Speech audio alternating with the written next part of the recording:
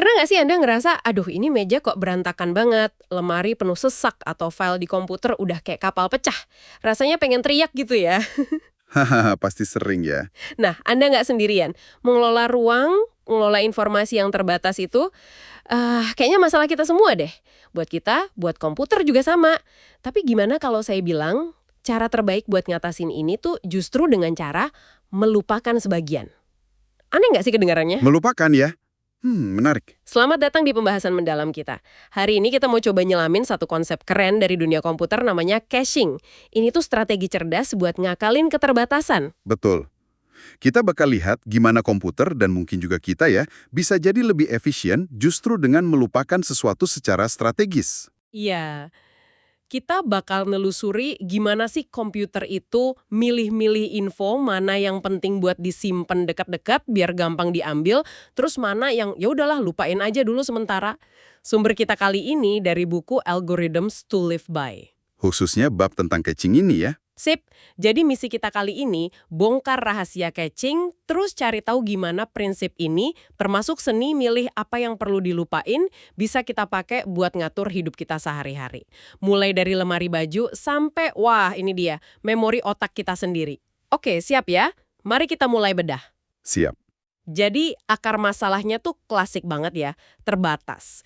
Komputer kan pengennya akses data cepet banget, kayak kilat gitu. Tapi memori yang super cepet, misalnya RAM, itu kan mahal, terus kapasitasnya juga kecil. Bener banget. Di sisi lain, ada penyimpanan data kayak hard disk atau SSD. Kapasitasnya gede, harganya lebih oke lah, tapi ya itu, aksesnya jauh lebih lemot. Dilema kan jadinya, mau cepet tapi mahal dan sempit, atau murah gede tapi lambat. Nah, ini dia. Dilema ini tuh sebenarnya udah disadari dari awal banget komputer modern dirancang. Yang menarik, tahun 1946, jauh sebelum ada PC kayak sekarang, John von Neumann sama rekan-rekannya udah mikirin solusinya loh.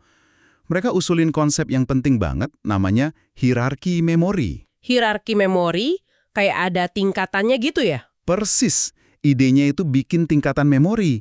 Paling atas ada memori yang kecil banget, tapi super ngebut, khusus buat data atau instruksi yang lagi dipakai banget. Terus di bawahnya ada memori yang lebih gede, tapi ya agak lambat dikit. Gitu terus sampai ke penyimpanan massal yang paling gede, tapi juga paling lambat. Tujuannya apa tuh? Tujuannya, biar dapat ilusi seolah-olah kita punya memori yang gede, sekaligus cepat. Jadi data itu dipindah-pindahin antar tingkatan secara pintar. Kayak usaha dapetin yang terbaik dari dua dunia lah. Kecepatan tinggi seolah semua ada di memori tercepat, tapi biaya dan kapasitasnya kayak pakai memori yang paling murah. Wah, cerdas banget. Nah, dari ide hierarki memori ini, terus lahir konsep yang sekarang kita kenal sebagai cache. Betul sekali. Istilah cache ini dari kata Prancis cacher ya, artinya nyembunyiin. Mulai populer sekitar tahun 60-an. Yang mempopulerkan itu ilmuwan komputer Inggris namanya Maurice Wilks. Cache itu intinya ya implementasi tingkat teratas dari hierarki memori tadi. Bayangin aja kayak etalase kecil atau laci rahasia super cepat. Buat nyimpen apa tuh? Buat nyimpen data atau instruksi yang paling sering atau paling baru diakses sama prosesor. Jadi prosesor nggak perlu bolak-balik ngambil data dari memori utama yang lebih lambat. Efisien kan? Dan sekarang cache ini ada di mana-mana ya, bukan cuma di prosesor doang. Oh iya, udah di mana-mana banget di sistem komputasi sekarang. Prosesor komputer Anda aja mungkin punya beberapa level cache. Ada L1, L2, L3, beda-beda kecepatan sama ukurannya. Terus hard drive atau SSD juga punya cache internal buat percepat baca tulis. Browser juga. Browser yang kita pakai sehari-hari juga punya cache buat nyimpan gambar, file CSS, JavaScript dari web yang sering kita buka. Makanya kan kalau kita buka situs langganan, kunjungan kedua, ketiga biasanya lebih cepat loadingnya. Termasuk pas kita nonton video atau buka situs yang lagi viral gitu ya. Tentu saja. Server-server gede di internet yang nyajin konten kayak video viral atau berita utama, itu juga bergantung banget sama cache. Perusahaan kayak Akamai atau Cloudflare itu bikin jaringan server cache di seluruh dunia buat nyimpen salinan konten populer lebih dekat ke kita, penggunanya. Oh, jadi pas kita nonton video kucing lucu itu, Iya, datanya mungkin datang dari server cache di kota Anda atau negara tetangga, bukan dari server aslinya yang mungkin jauh di benua lain. Tujuannya ya itu tadi, Percepat akses, kurangi beban server asli, hemat bandwidth. Selalu itu. Oke. Jadi jelas banget cache ini super berguna. Tapi ada satu hal nih yang bikin saya penasaran. Kan cache ini definisinya kecil ya, terbatas ukurannya. Pasti ada dong saatnya dia penuh. Pasti. Nah, kalau udah penuh sesak gitu, terus ada data baru yang penting mau masuk, data lama mana yang harus ditendang keluar? Siapa yang nentuin? Gimana caranya? Ini kan penting banget biar cache-nya tetap relevan. Pertanyaan bagus banget. Dan ini membawa kita ke inti mekanisme cache. Namanya kebijakan penggusuran atau eviction policies. Ini aturan mainnya buat nentuin item mana yang harus dikorbanin pas cache penuh dan butuh ruang baru. Ada beberapa pendekatan sih. Misalnya apa aja tuh? Yang paling gampang mungkin ya buang aja item secara acak. Random eviction. Gampang diterapin, tapi ya hasilnya mungkin kurang optimal. Atau ada strategi first in, first out. FIFO. FIFO, yang pertama masuk, pertama keluar. Betul. Sesuai namanya, item yang paling pertama masuk ke cache, ya dia yang pertama dikeluarin pas cache penuh. Mirip kayak kalau Anda punya aturan, satu baju baru masuk, satu baju paling lama di lemari harus keluar. Nggak peduli baju lama itu masih sering dipakai apa enggak. FIFO kedengerannya logis sih, tapi kayaknya nggak selalu paling efisien ya. Bisa jadi kita malah buang sesuatu yang masih sering dipakai, cuma gara-gara udah lama aja di situ. Tepat sekali. Dan disinilah muncul strategi yang terbukti jauh lebih efektif dalam banyak kasus. Tahun 1966, ada ilmuwan komputer Hungaria, Laszlo Beladi. Dia bikin analisis teoretis. Dia nunjukin kalau kebijakan optimal ini, kalau kita bisa lihat masa depan ya, itu adalah buang item yang paling lama nggak akan dipakai lagi di masa depan. Wah, tapi kan komputer nggak bisa ngeramal masa depan. Nah, itu dia masalahnya. Komputer nggak bisa jadi dukun. Jadi, solusi praktis terbaik yang mendekati si optimal Beladi ini adalah strategi yang namanya LRU, Least Recently Used. Least recently used, paling jarang digunakan baru-baru ini. Jadi bukan buang data yang paling lama ada di cache kayak FIFO tadi. Bukan. Tapi buang data yang paling lama nggak diakses atau nggak disentuh. Wah, ini bedanya tipis tapi kayaknya dampaknya gede ya. Gede banget.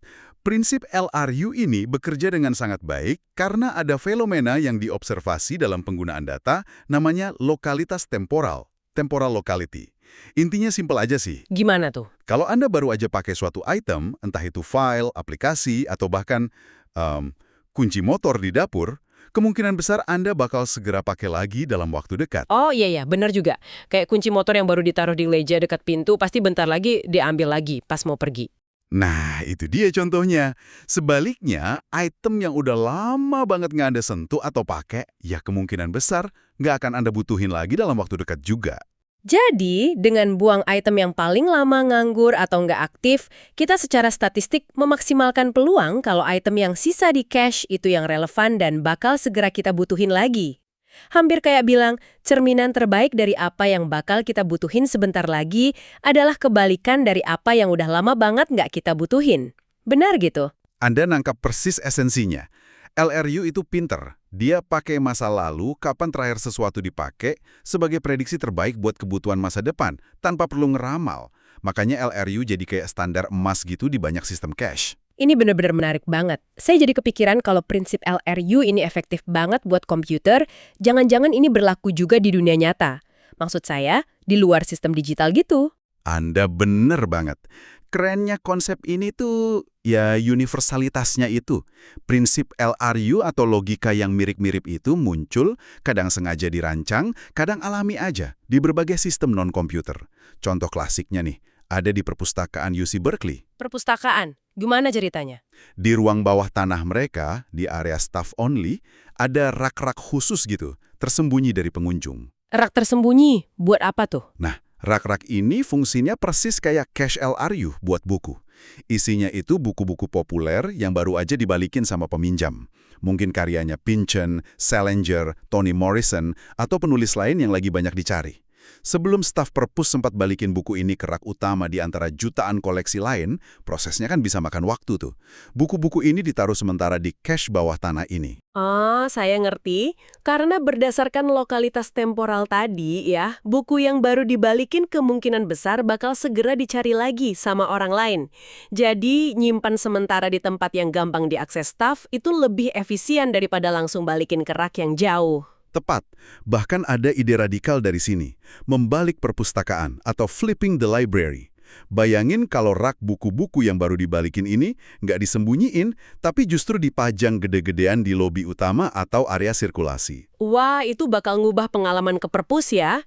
Pengunjung bisa langsung lihat buku apa aja yang lagi panas atau baru balik, terus langsung pinjem dari situ. Lebih cepat buat pengunjung, staf juga kerjanya berkurang buat bolak-balik balikin ke rak. Sistemnya jadi dinamis banget nunjukin koleksi yang paling relevan saat itu. Di skala yang masif banget. Internet. Tadi udah kita singgung dikit soal Akamai. Perusahaan ini kan raksasa di belakang layar ya. Mungkin ngurus 1/4 atau lebih dari semua traffic internet dunia. Bisnis utamanya ya catching konten web. Gimana persisnya mereka pakai cache buat ngatasin traffic segede itu? Akamai itu bangun jaringan global. Ribuan server tersebar di seluruh dunia. Seringnya ditaruh di dalam pusat data punya ISP.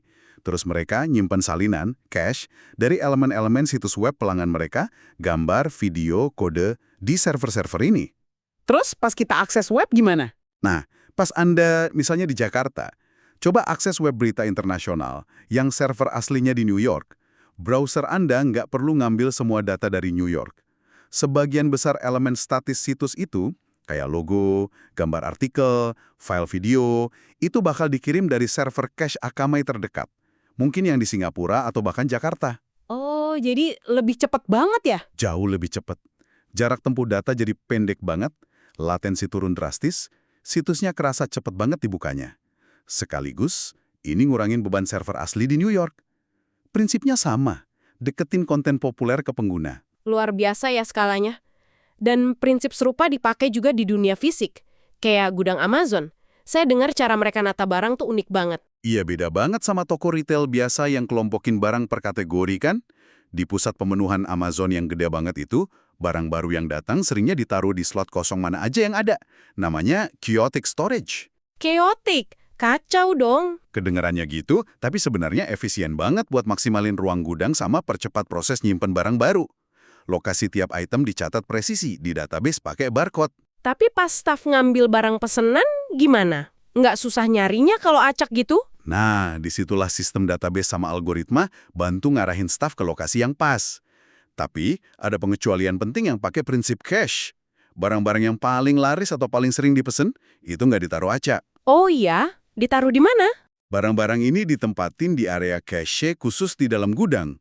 Area ini biasanya paling deket sama stasiun pengepakan dan pengiriman, biar paling gampang dan cepat dijangkau staf pas ngambil barang. Lagi-lagi, ini penerapan prinsip LRU atau frekuensi akses. Barang yang paling sering diakses, dipesan, ditaruh di lokasi tercepat atau paling gampang dijangkau. Bahkan saya dengar Amazon punya paten buat pengiriman antisipatif. Itu gimana lagi hubungannya sama cache? Wah, itu lebih canggih lagi, tapi logikanya masih nyambung soal prediksi dan deketin barang. Idenya bukan ngirim barang sebelum Anda pesen, tapi pakai analisis data gede buat prediksi barang apa yang kira-kira bakal populer di suatu wilayah. Misalnya mainan X di kota Y pas mau liburan. Terus barangnya dikirim duluan? Barang-barang yang diprediksi laris ini dikirim sebelum ada pesanan spesifik dari pusat distribusi utama ke gudang regional yang lebih kecil di wilayah itu. Jadi pas saya akhirnya pesan mainan X itu, Kemungkinan besar barangnya udah nunggu di gudang lokal dekat alamat Anda. Siap buat dikirim tahap akhir yang jauh lebih cepat. Ini kayak strategi pre-positioning atau kece buat barang fisik, berdasarkan prediksi permintaan. Tujuannya sama, kurangin waktu tunggu buat pelanggan. Oke. Dari perpus, internet, sampai gudang raksasa. Sekarang gimana kita bawa pulang nih prinsip LRU ke kehidupan pribadi? Kayaknya ini nantang cara kita biasa ngatur barang ya. Kan saran umum biasanya kelompokin barang sejenis. Betul banget. Prinsip LRU justru nyaranin pendekatan beda. Atur barang berdasarkan frekuensi penggunaan, bukan kategori. Barang yang paling sering Anda pakai, apapun jenisnya, itu harusnya ditaruh di tempat paling premium, paling gampang dijangkau. Entah di depan laci, rak sekenyi mata, atau di atas meja kerja. Terus barang yang jarang dipakai. Nah, barang yang jarang dipakai, meskipun sejenis sama barang lain, sebaiknya pindah ke tempat yang lebih susah dijangkau. Lemari atas, belakang laci, kotak di gudang. Oh, kayak sistem arsip super organized method dari Yukio Noguchi itu ya, yang dokumennya diurutin berdasarkan kapan terakhir diakses, bukan topiknya. Persis. Di metode Noguchi, dokumen baru selalu ditaruh paling depan. Pas map penuh, yang dibuang itu dokumen paling belakang, alias yang paling lama nggak disentuh. Ini LRU murni buat arsip fisik. Nggak peduli topiknya apa, yang penting kapan terakhir relevan. Wah, ini bisa diterapin di banyak hal dong ya. Misalnya, rak bumbu dapur. Mungkin garam, merica, gula, kecap manis yang hampir tiap hari dipakai ditaruh paling depan. Benar, paling gampang diraih. Sementara pala, cengkeh, kapulaga yang mungkin sebulan sekali dipakai bisa di rak atas atau belakang meskipun sama-sama bumbu. Contoh bagus banget. Atau laci meja kerja Anda. Pena favorit, stabilo, di organizer depan. Tipex, jangka, mungkin di belakang. Sama juga buat file digital. Folder proyek aktif di desktop atau di pin, arsip proyek lama pindahin ke drive eksternal atau folder arsip. Tapi kayaknya butuh usaha ya buat konsisten gini. Kita udah kebiasa mikir per kategori, dan kadang barang jarang dipakai itu penting pas dibutuhin, kayak dokumen penting atau alat khusus. Ya, pasti ada tantangannya. Bukan berarti ngabain kategori sama sekali, tapi lebih prioritasin aksesibilitas berdasarkan frekuensi. Mungkin kombinasi keduanya bisa jalan. Yang penting itu sadar kalau naruh barang jarang dipakai di lokasi premium, itu makan ruang cache berharga yang bisa dipakai buat barang yang lebih sering dibutuhin. Ini maksa kita mikir ulang cara nata ruang kerja, lemari, dapur, bahkan mungkin komitmen waktu kita. Ya, kalau kita ngomongin ngakses informasi berdasarkan frekuensi dan relevansi, ada satu sistem caching paling canggih yang kita semua punya. Anda pasti ngarah ke otak kita sendiri ya. Tepat. Sekarang kita masuk ke bagian yang menurut saya paling melongoni. Kita semua kan tahu kurva lupa Ebbinghaus, yang nunjukin gimana ingatan kita pudar seiring waktu kalau nggak diulang. Apa ini ada hubungannya sama mekanisme caching ala LRU? Ada indikasi kuat banget ke arah sana. Ini salah satu gagasan paling provokatif dari penerapan algoritma ke kehidupan. Penelitian John Anderson sama Leo Schuler tahun 90-an itu brilian banget. Mereka nggak cuma lihat gimana kita lupa, tapi mereka bandingin pola lupa manusia ini sama pola gimana informasi jadi kurang relevan di dunia nyata. Maksudnya gimana tuh? Kurang relevan di dunia nyata. Mereka ngukur, misalnya, seberapa sering judul berita utama di koran New York Times kemarin itu masih dikutip atau relevan di hari-hari berikutnya. Atau seberapa sering nama orang yang muncul di arsip email seorang profesor masih muncul lagi di email selanjutnya.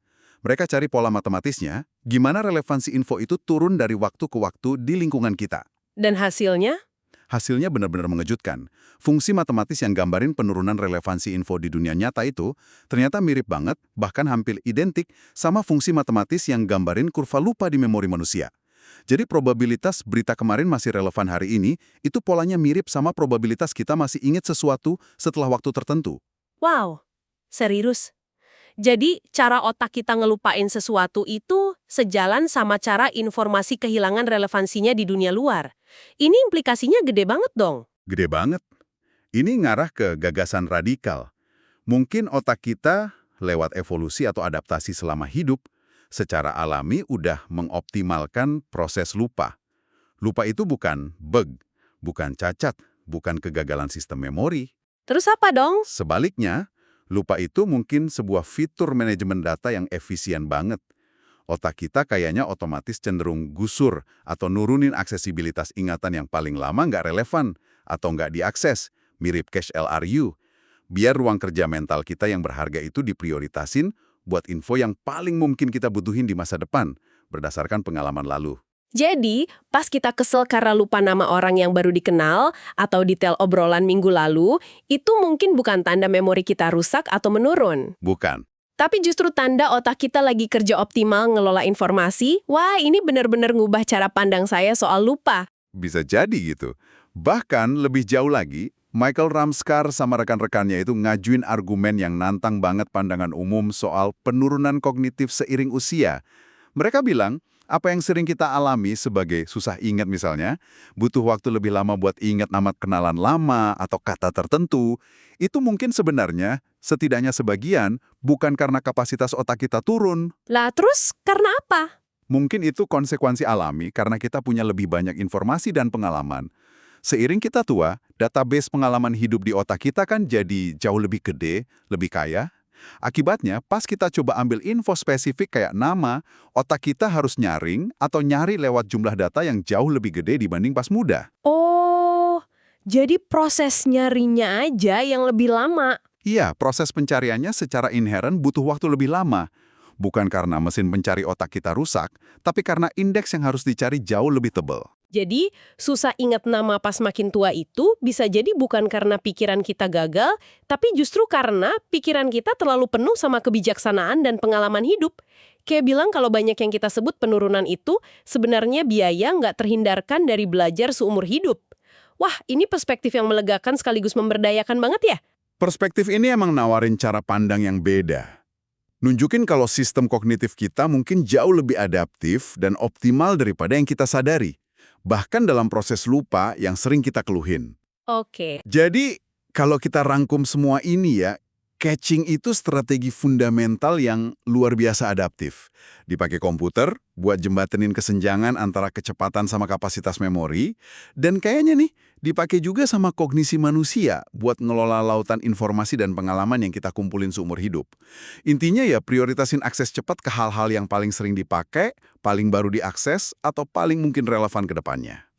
Dan poin penting yang sering kelewat adalah peran melupakan secara strategis. Dalam konteks LRU, ini artinya aktif nyingkirin atau nurunin prioritas info atau barang yang paling lama nggak dipakai. Ini bukan gagal, tapi bagian penting buat jaga cache, entah di komputer, di lemari, atau di kepala kita, tetap efisien, relevan, dan nggak mampet sama barang usang. Tanpa penggusuran efektif, cache jadi nggak guna. Betul. Nah, ini saatnya refleksi nih buat Anda yang dengerin. Abis denger semua ini, coba deh pikirin bentar. Gimana Anda bisa nerapin prinsip LRU, Least Recently Used, ini di kehidupan sehari-hari? Mungkin mulai dari hal kecil aja. Gimana sama lemari baju Anda? Apa baju yang udah berbulan-bulan atau bahkan tahunan nggak kepake masih nangkring di posisi utama? Hehe, masih di depan gitu ya? Iya. Mungkin udah saatnya pindahin ke belakang atau bahkan disumbangin aja, biar ngasih ruang buat yang lebih sering dipakai. Atau lihat meja kerja Anda, fisik maupun digital. Apa alat tulis, dokumen, aplikasi yang paling sering Anda pakai beneran ada di tempat paling gampang dijangkau? Atau malah keumpet di balik tumpukan barang atau folder lain yang jarang disentuh? File di komputer juga gitu ya. Desktop penuh shortcut file lama yang udah nggak relevan, daftar bacaan atau daftar tugas. Apa item paling atas tuh yang paling baru ditambah atau yang paling relevan sekarang? Pertanyaan lanjutannya mungkin lebih dalam lagi nih. Ada nggak area di hidup Anda di mana tindakan melupakan atau nyingkirin hal-hal lama secara sadar, mungkin bukan cuma barang fisik ya, tapi juga komitmen lama yang udah nggak pas, kebiasaan mikir yang usang, atau bahkan dendam masa lalu, bisa bantu Anda jadi lebih efisien, lebih ringan, dan lebih fokus ke apa yang benar-benar penting sekarang dan ke depan. Menarik buat direnungkan. Sebagai pemikiran penutup nih, buat Anda bawa pulang. Coba kita renungin satu fenomena di era digital ini. Dengan adanya cloud storage yang kayaknya nggak habis-habis, hard drive eksternal gede yang makin murah, kita jadi punya kemampuan dan kecenderungan buat nyimpen segalanya. Bener banget. Email belasan tahun lalu, ribuan foto digital yang mungkin nggak pernah dilihat lagi, file proyek lama, draft tulisan nggak jadi, semua kesimpan HP. Kita jadi jarang banget, bahkan hampir nggak pernah, ngelakuin penggusuran data secara sadar dan sistematis, kayak cache LRU. Kita kayak kehilangan atau milih buat ngabain praktik melupakan yang kayaknya fundamental banget buat efisiensi sistem alami maupun buatan. Terus pertanyaannya jadi apa dong? Pertanyaan yang muncul ya, dengan kehilangan praktik melupakan secara teratur ini, apa kita justru secara nggak sadar ngorbanin mekanisme optimal yang dirancang baik sama evolusi di otak kita, maupun sama insinyur di komputer kita, buat jaga kita tetap efisien, fokus, dan mampu adaptasi cepat sama perubahan?